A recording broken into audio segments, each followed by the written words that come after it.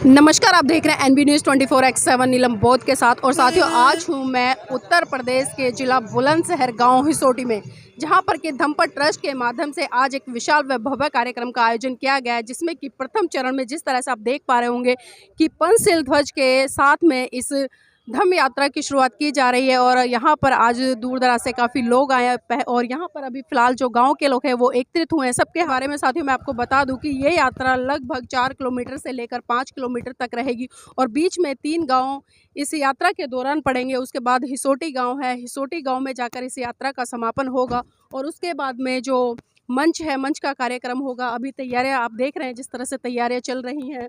अभी जो रथ है उसको भी तैयार करने का काम किया जा रहा है और लोग अपनी बाइक के माध्यम से आप देख रहे हैं कि इस खूबसूरत मंजर, इस खूबसूरत हसीन पल का एक हिस्सा बने हैं, जो कि एक ऐतिहासिक दृष्टि से देखा जाएगा, क्योंकि इस तरह के कार्यक्रम साथियों हमें बहुत कम देखने को मिलते हैं। और आप देखिए जिस तरह से आपके सामने जो बैनर है वो दिखाई दे रहा है, जिस पर लिखा है कि विश्व शांति निवारण अभियान, क्षमा करना सीखिए, सहनशील बनिए, धैर्य रखिए, सब कुछ बदलने वाला है। बिल्कुल प्रकृति का नियम है, जो चीज़ आती है उसको कभी ना कभी तो इस दुनिया से जाना पड़ता है। तो देखिए जिस तरह से लगातार मैंने आपको पूरा का पूरा एक कारवा दिखाया और मैं लगातार बात कर रही हूँ विश्व अशांति निवारण अभियान, क्योंकि लोगों के जहन में कहीं ना कहीं अशांति शब्द को लेकर एक शंका भी उत्पन्न होती है कि दुनिया शांति की बात करती है, लेकिन धम्मपद ट्रस्ट अशांति की बात क्यों कर रहा है। तो सर जानना चाहूँगी, विश्व शांति निवारण अभियान के तहत जिस तरह से पूरा का पूरा ये बैनर हम देख रहे हैं, इसमें 4 महान जो हस्तियाँ हैं पूरे विश्व पटल पर अगर मैं बात करूँ तो उनकी आपने यहाँ पर जो छायाचित्र लगाई है धम्मपद ट्रस्ट ने, तो सर इन तस्वीरों का उद्देश्य क्या है? देखिए नीलम जी, सबसे पहले तो हमें समझना पड़ेगा कि ये जो हमने बैनर बनवाया है इसके पीछे हमारी सोच क्या है, हमारा उद्देश्य क्या है। और जैसा कि हमने जो है इसमें जो विषय लिखा हुआ है विश्व अशांति निवारण अभियान, तो विश्व अशांति निवारण अभियान ये अपने आप में लोगों को चौंकाने वाला एक विषय है। लोगों को ये सोचने में मजबूर करता है कि सभी लोग तो शांति की बात करते हैं, पीस की बात करते हैं, हैप्पीनेस की बात करते हैं, और हम अशांति की बात कर रहे हैं और उसके निवारण की बात कर रहे हैं। तो ये समझने वाली बात है कि बुद्ध से पहले जितने भी यहाँ पे संसार प्राणी हुए, ऋषि मुनि हुए, सभी लोगों ने जो है स्वर्ग की कल्पना की, स्वर्ग की आस की, सुख की खोज की, और मतलब जो है कि वो सुख की चाहत में जो है हमेशा लगे रहे। अप्सराओं को खोजा, स्वर्ग को खोजा, सुख को खोजा, लेकिन सुख को, स्वर्ग को और अप्सराओं की खोज में लगे रहने के बाद उन्हें मिला क्या? उन्हें बार बार दुख ही मिलता रहा, किसी को भी सुख नहीं मिला।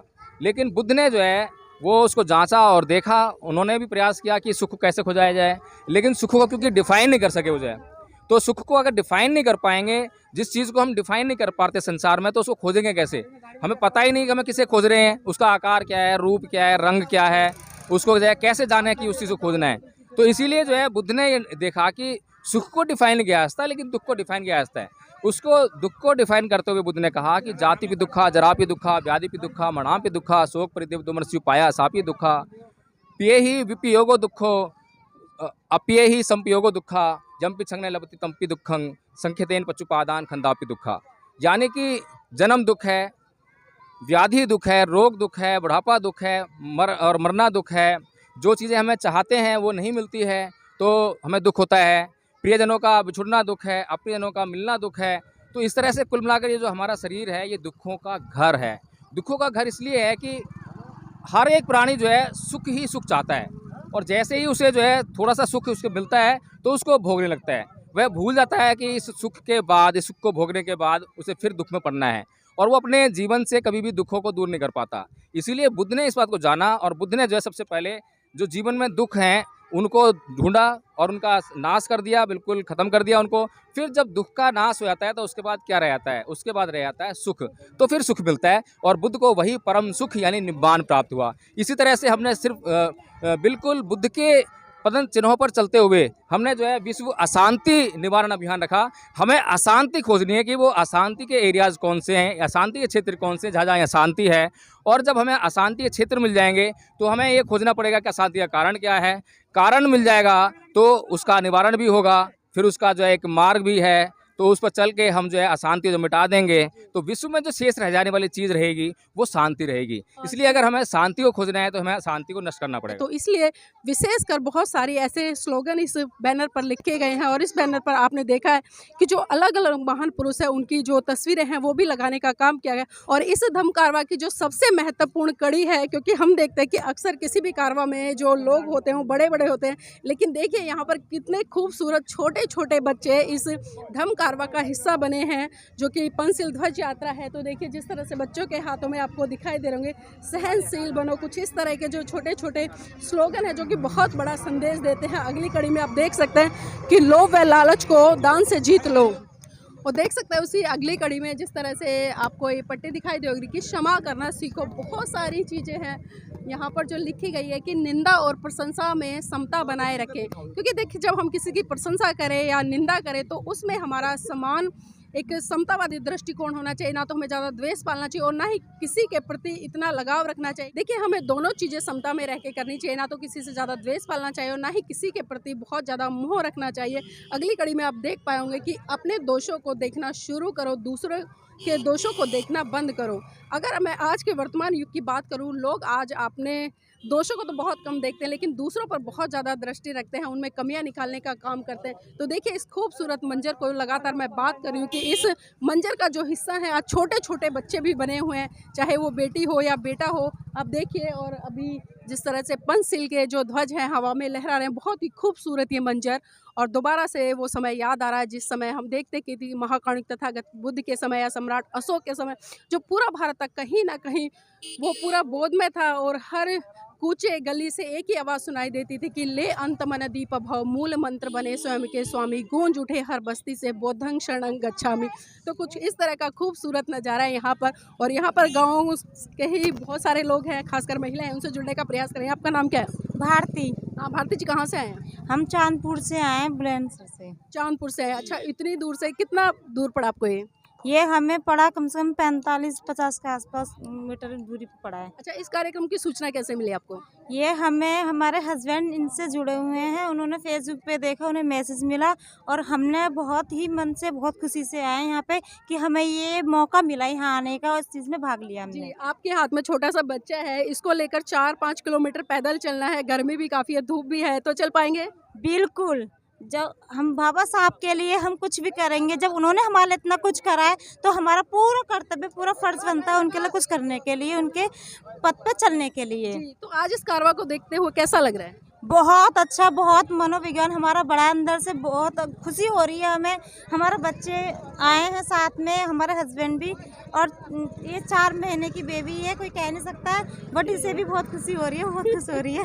तो देखिए माँ की भावना है बच्चे के प्रति कि 4 महीने के मात्र, लेकिन उसके बावजूद भी धूप भी है, गर्मी भी है, लेकिन फिर भी कहीं ना कहीं मन में एक हर्षो उल्लास और 45 किलोमीटर की यात्रा तय करके इस धम्म कारवां को सफल बनाने के लिए लोग यहाँ पर आए हैं। आपका नाम क्या है? गायत्री।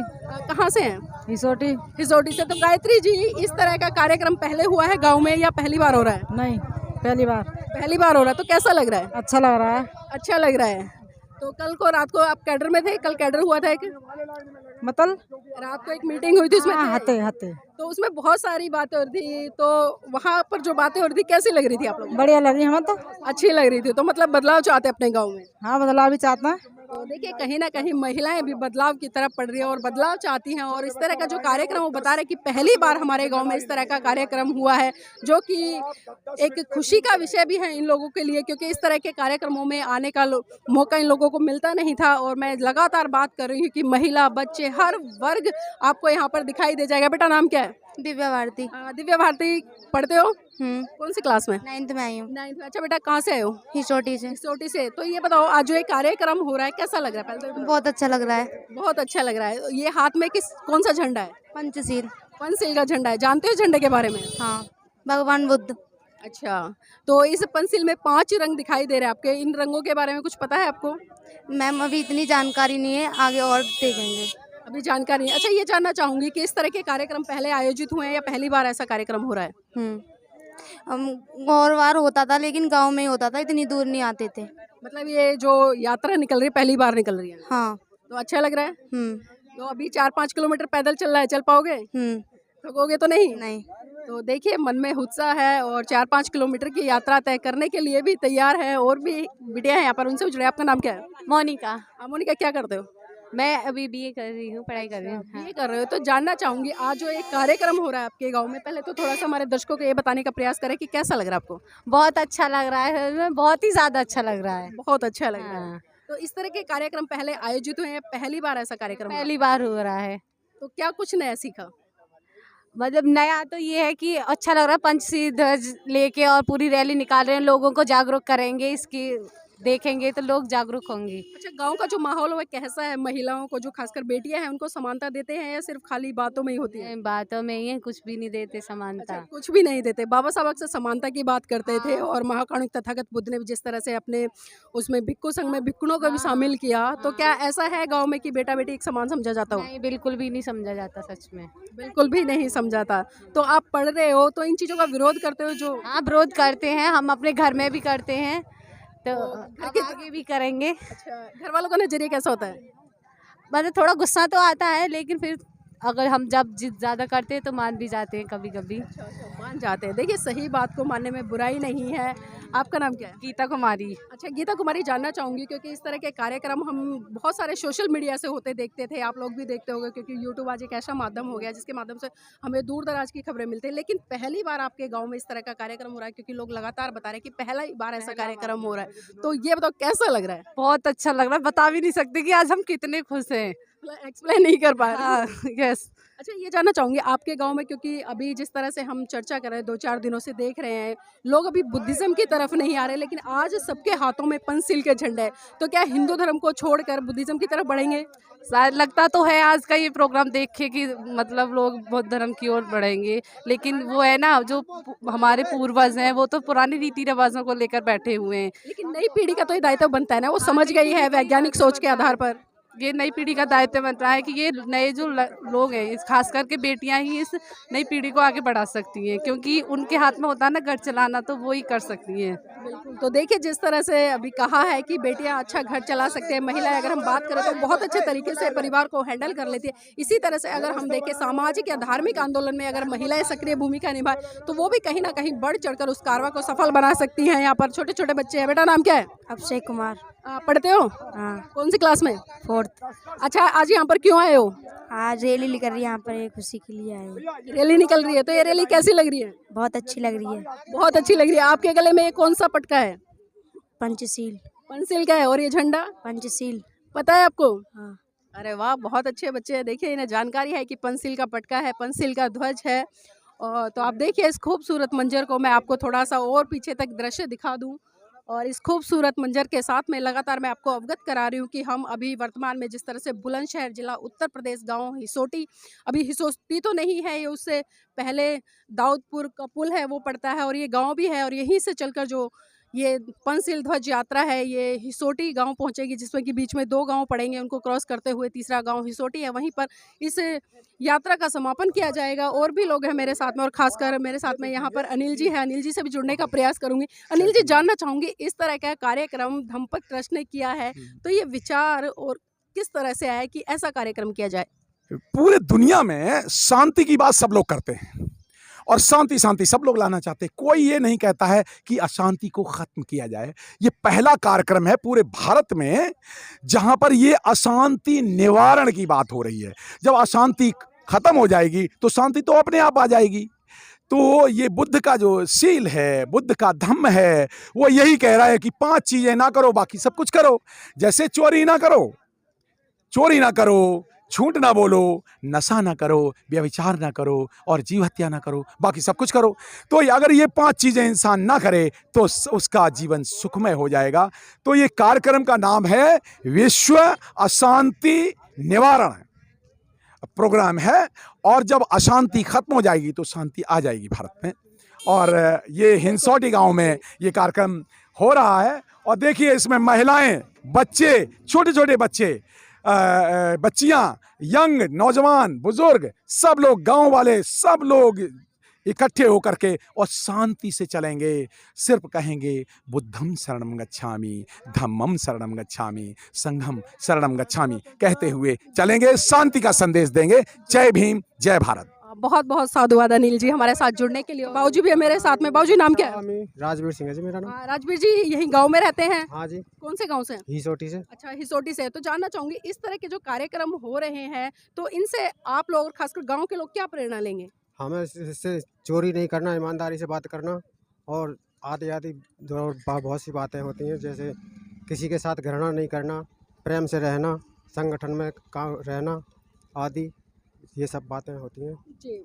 तो देखिए गांव के लोग भी कहीं ना कहीं इन चीज़ों को जानते हैं, समझते हैं कि किस तरह से हमें करुणा मैत्री भाईचारे का संदेश देते हुए एकजुट होकर एक साथ रहना है। यहाँ पर यूथ भी है, उनसे भी जुड़ने का प्रयास करेंगे। आपका नाम क्या है? लोकेश।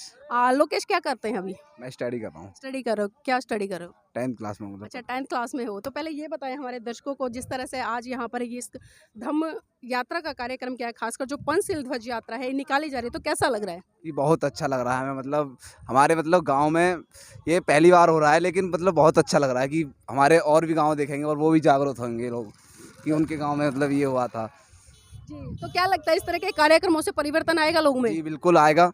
लेकिन बहुत सारे लोग ये भी कहते हैं कि इस तरह की यात्राएं निकलती रहती है, कोई परिवर्तन नहीं आता। तो आप क्या कहेंगे इस पर? जी नहीं, ऐसी मतलब इस तरह की नहीं निकलती हैं, ये पहली बार निकल रही है हमारे यहाँ पर, और हमारे एरिया में भी पहली बार निकल रही है ये, तो यहाँ पर बहुत परिवर्तन आएगा इससे। तो देखिए कहीं ना कहीं युवा भी बता रहे हैं कि इस तरह की यात्राएं कभी नहीं निकली है हमारे यहाँ पर, और पहली बार इस तरह की यात्राएं निकल रही है, तो बहुत बड़े स्तर पर परिवर्तन आएगा।